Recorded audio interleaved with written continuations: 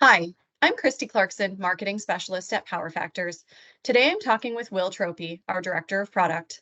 Will has been with Power Factors since 2015 and leads our Asset Performance Management product line.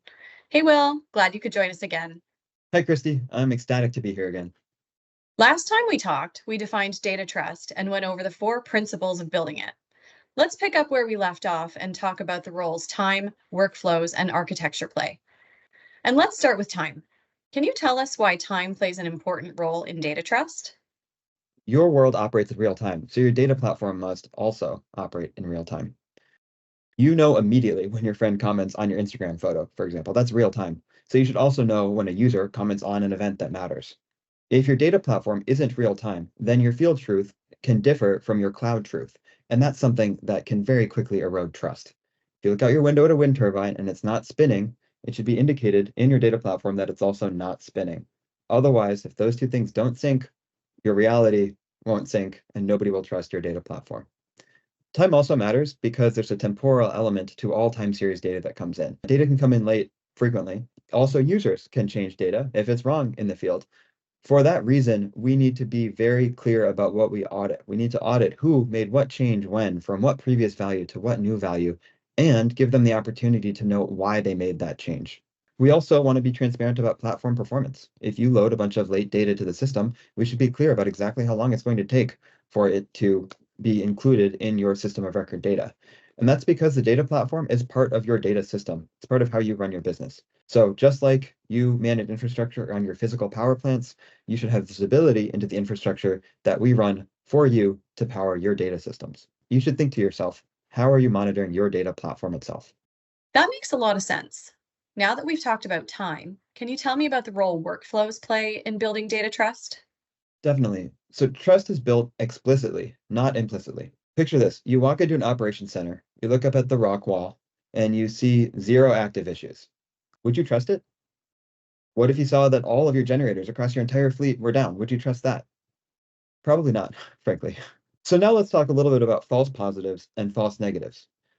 You want to make sure that your true negatives, the assets that are performing just fine, are explicit. That helps you avoid the possibility of a false negative. In other words, the absence of an alert is not actually the same thing as a proactive systems okay message. The system should tell you, we received valid production data of 1 megawatt 10 seconds ago. So you should have confidence that this turbine is producing power right now. Users want to see views and lists of devices that include good performers, not just bad performers. They want to view dashboards that include current power production of all turbines, not just those with active events. And that's because no news isn't necessarily good news. They want our systems to prove to them that their devices are behaving normally and are reporting normally. They want to know that there's no active communication loss, not because there's no active communication loss event, but because they actually can see the last timestamp of received data and they can recognize that it was less than the specified duration ago, whether that's 1 minute or 10 minutes, whatever the system should expect. I also think a lot about how a no data is very different from a zero. It can be the difference between a communications loss and an outage, which deserves two very different responses in the field. The absence of new events, which is a null, is not the same thing as a proactive indication that proves that no event should have been created. So coming back to your original question about workflows, those trust-based workflows must be exception-based. You have to build a system where the default operating mode is trust, not distrust. If you look at a value or a graph or KPI or report, you should inherently trust what you see unless the system instructs you not to trust it for some reason. You shouldn't have to go to a completely separate screen to know whether you should trust what you see in the first screen.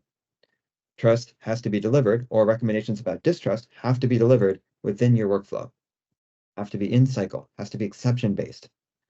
Otherwise, if you don't do this well, then your default mode of operating will be distrust, and that causes operational inefficiency in every part of your job. Now, another part of trust that we haven't talked about much is control. You have to be fully in control of your system of record data in order for you to trust it. Otherwise, you'll end up bifurcating your system of record. This bifurcation can sow distrust among your user base because it introduces caveats to trust. Trust this month, but not another month. Trust this KPI in the report, but not this other KPI. That can be a really messy world to operate in if you're operating in caveats all the time. So you have to be able to fully control your system of record data, the data that you're reporting against, and provide caveat-free, trustworthy reports and higher level KPIs and dashboards to executives. Okay, We've talked about the role time and workflows play in data trust. Now let's talk about architecture. What role does it play in a trustworthy data platform? People ask us how our platform works all the time, and I actually think about this a lot.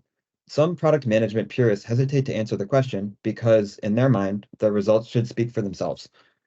Do people typically care how Instagram works? Generally, no. The how doesn't matter so much unless you're a technology purist. Now, enterprise SaaS is different. The stakes are much higher. And if our users understand the architecture, they understand that it's scalable, not just because we say so, but because the engineering behind it is sound. They can bet their business on our architecture. The how helps build trust that we can actually do what we say we can do. For us, the right architecture is microservices based and it's cloud hosted because that delivers the level of scalability that we think our market demands today. Our platform will grow with you. It will auto scale as your load scales. And we will continue to leverage cloud platform innovation, which does not stop. PowerFactors is not built on a proprietary database. We're built on best-in-class cloud technology, cloud architecture, and microservices that we think are going to help propel the entire renewables industry into the future. Thanks so much for taking the time to talk with us today, Will. See you next time to discuss what it looks like to build trustworthy systems and what data trust looks like when it comes to AI.